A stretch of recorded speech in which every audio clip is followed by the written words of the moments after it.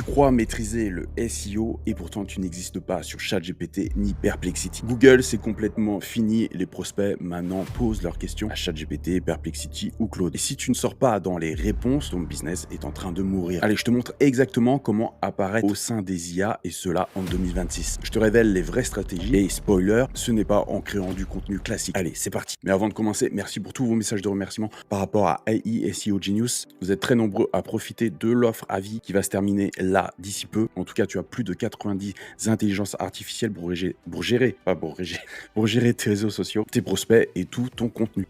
N'oublie pas aussi que tu peux accéder à Rank Booster. Donc c'est mon groupe School. L'accès est encore offert. Tu as le lien en description et en premier commentaire avec des méthodes de visibilité complètement offertes pour les débutants. Allez, je vais te montrer maintenant comment multiplier ta visibilité sur ChatGPT et cela en seulement quelques mois. Le but, c'est que tu apparaisses devant tes concurrents. Sache que maintenant, tous les marketeurs investissent maintenant sur un budget d'autorité parce que ChatGPT ne compte pas seulement les mots-clés. Il mesure vraiment le EAT. Tu en entends de plus en plus parler, notamment sur YouTube. Donc en gros, c'est l'expertise, l'autorité et la confiance. Donc c'est plus vraiment le nombre de citations qui compte, mais c'est beaucoup plus la qualité de toutes ces recommandations. Et ça, c'est pas moi qui le dis, c'est le Content Marketing Institute. Donc là, je t'ai mis la stratégie HubSpot. Donc c'est une étude de cas qui est vraiment intéressante à voir pour exploser vraiment ta visibilité. C'est tout d'abord de suivre un audit pour analyser les citations existantes et surtout d'identifier les autorités manquantes pour vraiment gagner en crédibilité et en autorité. Là, tu vas lister une cinquantaine de publications cibles. Donc le but, c'est dans les mois suivants de créer vraiment ton autorité en rédigeant des articles de recherche approfondis, d'essayer d'aller chercher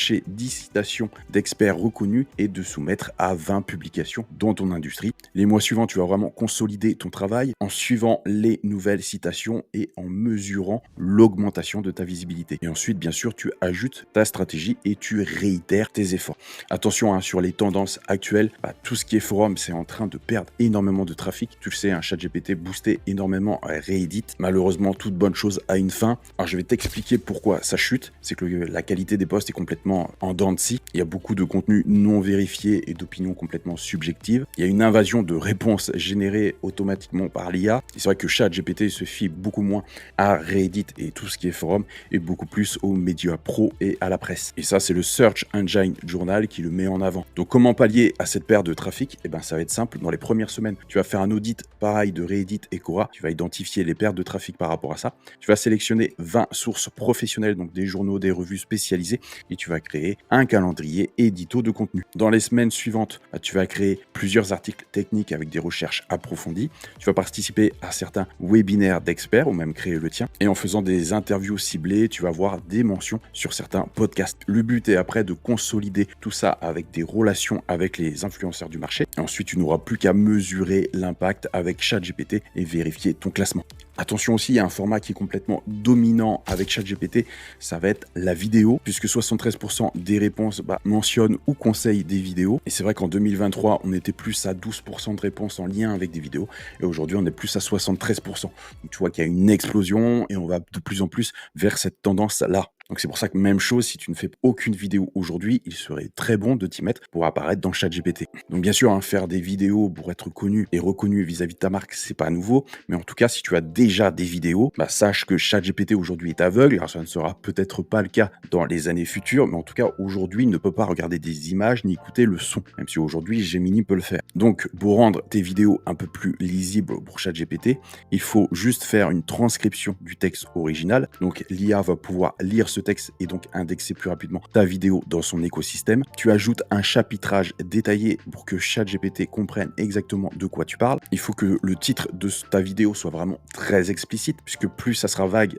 moins il aura des chances d'aller voir ce qui se passe au sein de ta vidéo. Et vraiment une très très bonne description de ta vidéo, plus de 500 mots, puisqu'effectivement le contexte textuel pour une vidéo, ça va être la clé pour apparaître sur ChatGPT. Et c'est ce qu'a fait Neil Patel et qui a eu plus de 450% de mentions ChatGPT avec cette stratégie. Donc transcrire 25 vidéos existantes, un chapitrage avec mots-clés dans chaque section et une optimisation des titres avec des mots-clés et une description hyper détaillée. Donc voici le plan d'action pour cela. Donc le premier mois, tu optimises les vidéos existantes, donc transcription, titre, description, chapitrage. Tu produis bien entendu de nouvelles vidéos. Tu sais que ça se fait de plus en plus sur les blogs justement d'avoir des FAQ en vidéo au lieu d'avoir une simple FAQ en texte. Il faut vraiment que tes vidéos soient assez régulières régulière, puisqu'effectivement, l'algorithme récompense les gens réguliers. Tu verras que sur ma chaîne, tu as 1 ou 2 vidéos longues par semaine, plus des shorts. Et t'oublie pas non plus de collaborer avec d'autres influenceurs. Tu sais que YouTube maintenant met en avant cette fonction, puisque sur ta vidéo, bah, tu peux mettre avec qui tu collabores, et donc le trafic des deux chaînes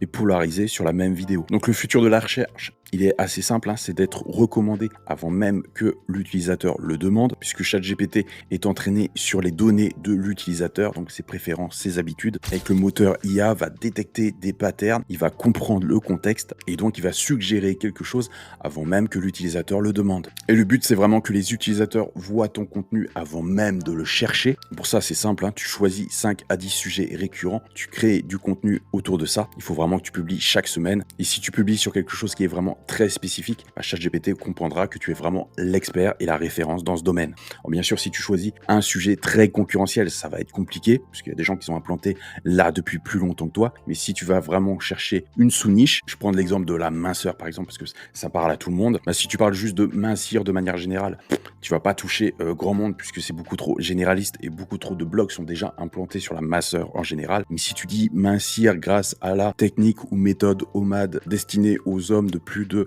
30 ans qui sont overbookés par leur vie professionnelle, bah, effectivement, tu vas devenir ce référent, cet expert dans ce domaine bien précis. Et donc là, ça sera beaucoup plus facile de dominer ce marché. Donc c'est un peu comme a fait Spotify, hein, qui a explosé ses recommandations. Donc il va falloir standardiser les données, avoir une certaine cohérence thématique et surtout avoir un persona détaillé. Mais j'irai un peu plus loin sur cet aspect dans d'autres vidéos. Et l'erreur que je vois de plus en plus, c'est en fait le contenu qui n'est pas assez frais, car aujourd'hui, ChatGPT met en avant les nouvelles mentions plutôt que sur un article qui date d'il y a 2 ou 3 ans. Et sans mise à jour de ton contenu, ChatGPT considère l'info complètement obsolète. Donc il est temps de mettre à jour ton ancien contenu. Donc comment faire de façon assez rapide, donc en moins de 15 minutes. Donc tu changes la date de mise à jour de ton article, tu inclus des chiffres récents. Au lieu qu'il y ait des statistiques de 2023, tu mets des statistiques de 2025. Tu ajoutes un nouveau paragraphe sur une nouveauté récente de ton marché et tu republies, ce qui va permettre à ChatGPT de comprendre que c'est du contenu frais. Et tu vas remonter